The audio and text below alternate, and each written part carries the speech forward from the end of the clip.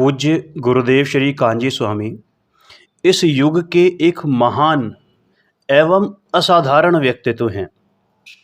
उनके बहुमुखी व्यक्तित्व की सबसे खासियत ये थी कि उन्होंने सत्य से बहुत दूर जन्म लेकर स्वयं बुद्ध की तरह स्वयं सत्य का अनुसंधान किया एवं अपने प्रचंड पौरुष से जीवन में उसे आत्मसात किया। ये तो हम सबको पता ही है कि गुरुदेव श्री दिगंबर रामनवमी में नहीं थे, उन्होंने श्वेतांबर संप्रदाय में जन्म लिया था। इसलिए यहाँ पर कहा गया है कि सत्य से बहुत दूर जन्म लेकर उन्होंने स्वयं बुद्ध की तरह स्वयं सत्य का अनुसंधान किया एवं अपने प्रचंड पौरुष से जीवन में उसे आत्मसात किया। इस जीवन में शुद्ध अंतस्तत्व की देशना के लिए उन्हें किन्हीं गुरु का योग नहीं मिला। जो हम आज अपने आप को ये मानते हैं ना कि हमारे पास क्या चीज़ अवेलेबल नहीं है, कि अरे आज गुरु होते, ये होते, वो होते। अरे आपके पास, हमारे पास इस जनरेशन में क्या नहीं है? 24 घंटे जनवाणी अवेलेबल है और हम उसका यूज़ नहीं, मिसयूज़ कर रहे हैं।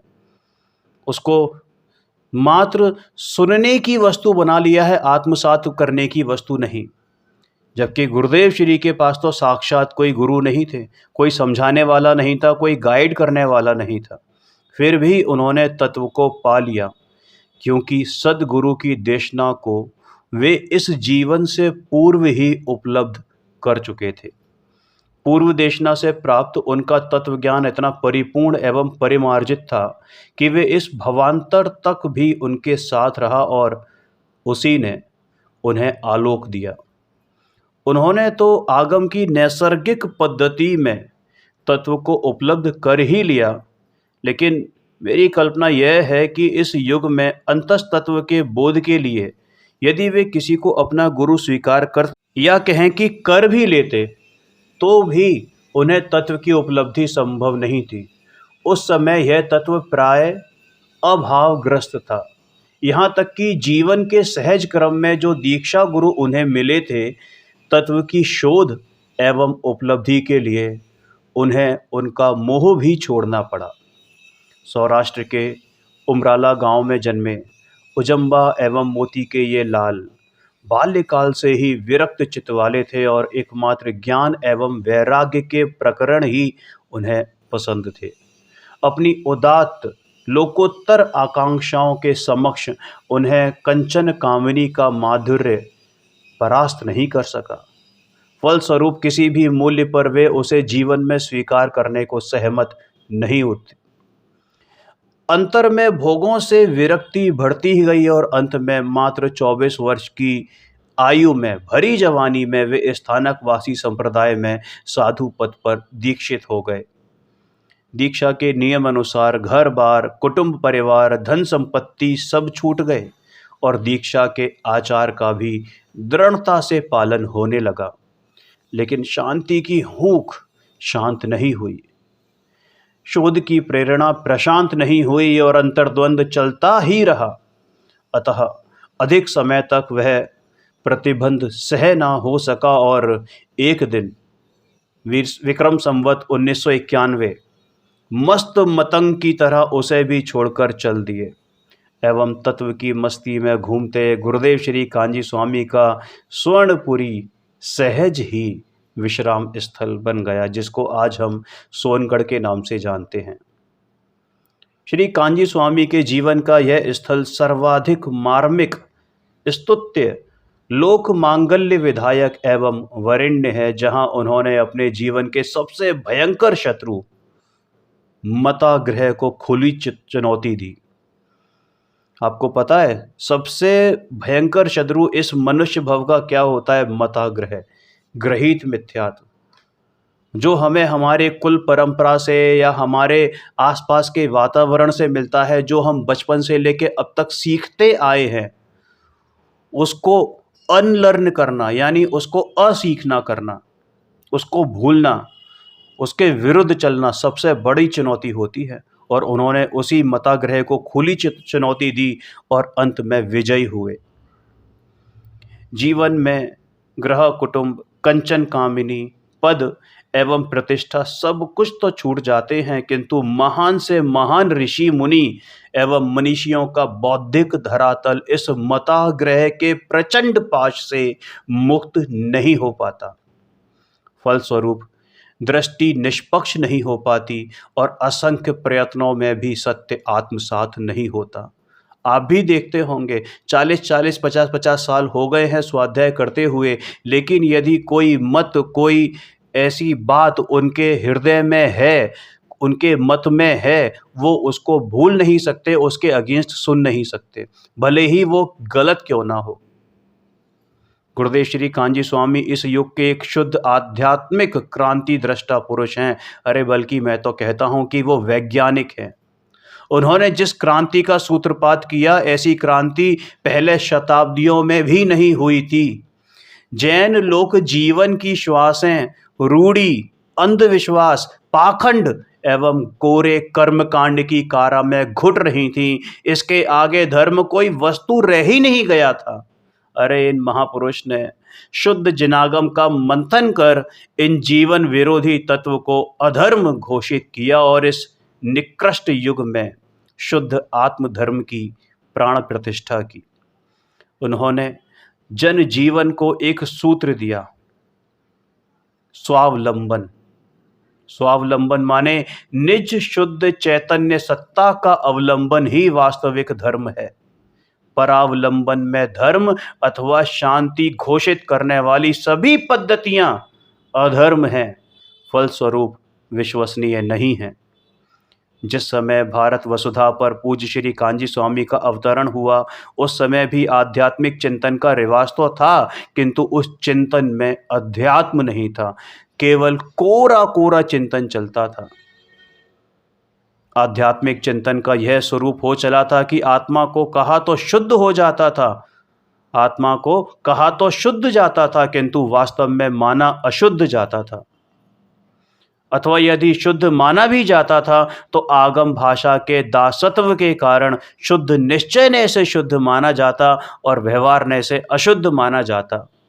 इस तरह श्रद्धा के लिए कोई धरती ही बाकी नहीं थी, कोई भूमि बाकी नहीं थी और दो नयों की चक्की में धान की तरह पिसकर आत्मा की मिट्टी पलीत हो रही थी। बड़े से बड़े विचारक, बड़े से बड़ी प्रतिभाएं, महान प्रतिभाएं, त्याग मूर्ति और वैराग्य के आदर्श नए की इस चक्रीयता में इस तरह मुग्ध थे, मंत्र मुग्ध थे कि ना तो उसमें से निकलने का उनका मन था और ना सामने कोई और रास्ता। लेकिन सौराष्ट्र के इस संत ने जंगलों के निर्जनों में समय सार एवं मोक्ष मार्ग प्रकाशक जैसे परमागमों का गंभीर अवगाहन कर इस आध्यात्मिक समस्या का सरलतम समाधान प्रस्तुत किया। उन्होंने कहा, विश्व के सभी जड़ चेतन पदार्थ स्वयं सिद्ध, अनंत शक्तिमय एवं पूर्ण हैं। वे एक दूसरे से अत्यंत भिन्न अपनी स्वरूप सीमा में ही रहते हैं और एक दूसरे का स्पर्श तक नहीं करते। अतः सभी जड़ चेतन सत्ताएं नितांत शुद्ध हैं। आत्मा भी एक ऐसी ही स्वयं सिद्ध, निरपेक्ष, शुद्ध चैतन्य सत्ता है। ज्ञान, श्रद्धा, चारित्र, आनंद आदि उसकी असाधारण शक्तियां अथवा स्वभाव हैं जो शाश्वत यानी अविनश्वर उसी में रहती हैं। अरे वह अपने में परिपूर्ण एवं अन्य से अत्यंत भिन्न है। अतः वह एक शुद्ध एवं स्वतंत्र सत्य है, क्योंकि जो सत्य अथवा सत्ता है वह स्वतंत्र, पूर्ण एवं पवित्र होना ही चाहिए, अन्यथा फिर वह सत्य कैसा। जो जड़ है वह पूरा जड़ हो अथवा चेतन हो तो पूरा चेतन हो। ऐसा नहीं कि जड़ में चेतन मिश्रित है और चेतन में जड़ मिश्र है। अपूर्ण जड़ अथवा अपूर्ण चेतन का स्वरूप भी क्या हो, विषमवाद की है कथा, पर बंध ही एकत्व में। ये विषमवाद बनता है। अतः भिन्नत्व, पूर्णत्व एवं एकत्व सत्य का स्वरूप ही है। विश्व के दर्शनों में जैन दर्शन का यह मौलिक अनुसंधान है।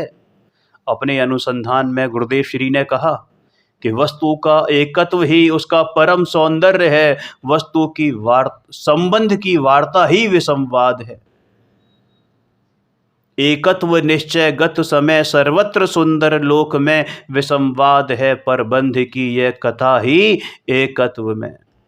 अरे विश्व के प्रत्येक पदार्थ के दो अवयव हैं, यानी दो कंपोनेंट्स हैं। एक तो उसकी अनंत शक्ति में ध्रुव सत्ता यानी ध्रुव स्वभाव जिसे हम द्रव्य कहते हैं, और दूसरी उसकी प्रति समय बदलने वाली पर्याय यानी पर्याय स्वभाव। आत्म पदार्थ के भी इसी प्रकार दो अवयव हैं, एक उसकी श्रद्धा ज्ञान आनंद आदि अनंत शक्ति में ध्रुव शुद्ध एवं पूर्ण सत्ता, और दूसरी ओर उसी श्रद्धा ज्ञान चारित्र आदि की पर्याय यानी मानने जानने आदि रूप पर्याय। आत्मसत्ता का ऐसा परिशुद्ध स्वरूप स्थापित हो जाने पर आत्मा की श्रद्धा ज्ञान यानी कि जानने और मानने वाली पर्याय, तो ऐसी श्रद्धा ज्ञान वृत्ति का केवल एक ही काम रहा कि वह आत्मा को पूर्ण एवं शुद्ध ही माने, ऐसा ही जाने एवं ऐसा ही अनुभव करे। वह अन्य सभी जड़ चेतन पदार्थों को अपने से भिन्न जाने, किंतु आत्मा की इस वृत्ति में सदा से ही यह अज्ञान व अविश्वास रहा कि उसने अपने को शुद्ध एवं पूर्ण माना ही नहीं, अतएव अपने पड़ोसी देह आदिक सत्ताओं में ही मुग्ध रहा। उन्हीं में अहम किया, उन्हीं में लीनता की। पर सत्ताओं में अहम की यह वृत्ति महान व्यभिचारिणी है, क्योंकि उसमें विश्व की अनंत सत्ताओं को अपने अधिकार में लेकर उनमें रमण करने की चेष्टा है। अतः विश्व की स्वतंत्र एवं सुंदर व्यवस्था को समाप्त कर देने की यह हरकत विश्व का सर्व महान यानी सबसे बड़ा अपराध है, महानतम अपराध है, और उसकी दंड व्यवस्था में ये निगोध फल है। परिशुद्ध कांचन तत्व होने पर भी आत्मा की वृत्ति में इतना लंबा एवं ऐसा भयंकर अज्ञान क्यों रहा, यह प्रश्न उठना लाजमी है। तो उसका उत्तर आत्मा से दूर कहीं अन्यत्र तलाश करना एक दार्शनिक अपराध होगा, क्योंकि भिन्न सत्ता की वस्तुओं में कारण कार्य भाव कभी भी घटित नहीं होता। माने दो भिन्न द्रव्यों में कारण कार्य भाव कभी घटित नहीं हो सकता। अतः इसका उत्तर स्वयं आत्मा में ही निहित है, और वह यह है कि आत्मा ने सदा से ही स्वतः ही यह अज्ञान परिणाम किया, और वह स्वयं ही अज्ञानी रहा। अब एक लौकिक प्रश्न उठता है कि महान बलशाली पराक्रमी एवं अतुल वैभव संपन्न एक सम्राट की महारानी दरिद्री महाव्रत पर मुग्ध क्यों हो गई? नहीं समझ में आया। एक महान बलशाली पराक्रमी अतुल वैभव संपन्न एक चक्रवर्ती, मान लो चक्रवर्ती की पटरानी एक दरिद्र महाव्रत पर मुग्ध क्यों हो गई? तो इसका कारण यदि हम महावत को माने तो सम्राट तो उससे बहुत अधिक है, फिर महावत का मोह कैसा? समझ में आया? अतः पूर्ण अनुसंधान के बाद हमारा अंतिम समाधान यही होगा कि यह तो महारानी की अपनी स्वाधीन परिणति ही है। उसके मनोविकार के कारण भी अत्यंत पर, उसके मनोविकार का कारण भी अत्यंत पर निरपेक्ष ही है। कथन में कर्मोदय आदि की सापेक्षता आ जाती है, किंतु भाव तो निरपेक्ष ही रहता है, क्योंकि यदि कोई दूसरा आत्मा को अज्ञानी बनावे तो कोई ज्ञानी भी बना सकता है, और पुनः कोई अज्ञानी बना सकता है। इस प्रकार आत्मा किसी के हाथ की कठपुतली मात्र रह जाएगी, और उसके बंद मोक्ष के सभी अधिकार छिन जाएंगे, और यह तो एक मखौल उड़ना ही होगा। फिर एक प्रश्न ये आया कि इतने लंबे एवं जटिल अज्ञान का अंत आखिर हो कैसे? तो भाई इसका प्रश्न स्वयं ही अपना उत्तर है। अज्ञान का अंत कैसे हो?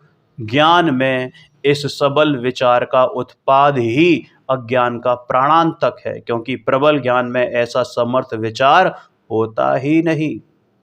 प्रबल अज्ञान में ऐसा समर्थ विचार होता ही नहीं, यानी किसी अज्ञानी के मन में ये विचार आए कि इस अज्ञान का अंत कैसे हो, तो समझ जाओ कि उसके अज्ञान के अंत की शुरुआत हो चुकी है। समझ में आया? अनादि अज्ञान के प्रवाह में शुद्ध आत्मानुभूति संपन्न किन्हीं ज्ञानी सत्पुरुष का सुयोग मिलने पर जो महान उद्यमशील आत्मा उनकी कल्याणी वाणी को हृदयंगम करता है, उसका अनादि का अज्ञान शिथिल होकर इस समर्थ विचार में प्रवृत्त होता है। ज्ञानी गुरु के सुयोग एवं उनकी वाणी मात्र से यह नहीं होता, बल्कि गुरु की वाणी का मर्म जिसे अपने ज्ञान में प्रतिभासित हुआ, यानी जिसका निर्णय हुआ, अंदर टंकोत्कीर्ण हुआ, उसे यह विशुद्ध चिंतन धारा प्रारंभ होती है। अब एक क्वेश्चन और है कि अज्ञानी को ज्ञान नहीं है तो वह यह सब कैसे करता होगा? तो भाई ऐसा नहीं है कि उसके पास ज्ञान का अभाव है, क्योंकि ज्ञान का अभाव हो तो वो जड़ हो जाए।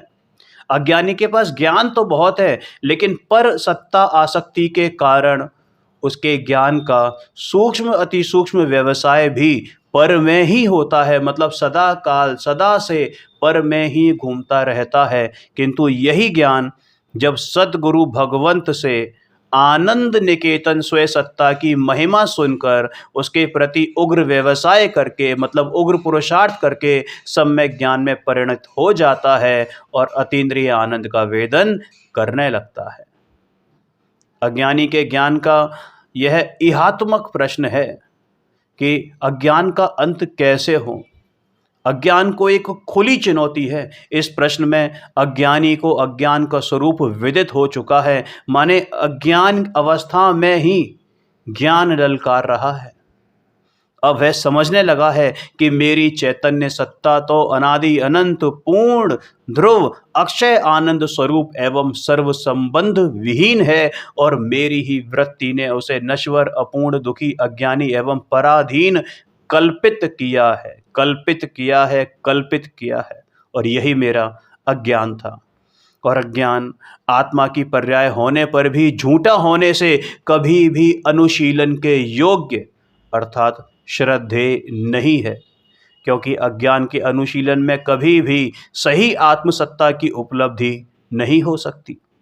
इस प्रकार अज्ञान को वह स्वयं सत्ता विरोधी एवं नितांत मिथ्या मानकर अज्ञान एवं अज्ञान से प्रादुर्भूत पर सत्तावलंबी पुण्य एवं पाप की प्रवृत्तियों एवं अनंत पर सत्ताओं से एकत्व तोड़ता हुआ एवं समर्थ भेद ज्ञान के बल से स्वयं सत्ता में ही एकत्व एवं अहम की स्थापना करता हुआ अपने अविराम चिंतन द्वारा जब महामहिम आनंद निकेतन निज चैतन्य सत्ता में ही अलख जगाता है, तो सदा से पुण्य पाप जैसी पर सत्ताओं में पड़ा श्रद्धा का अहम कंपित एवं विडोलित होकर स्खलन को प्राप्त होता है और लौटकर अपनी ध्रुव अक्षत सत्ता में ही अहमशील होता है।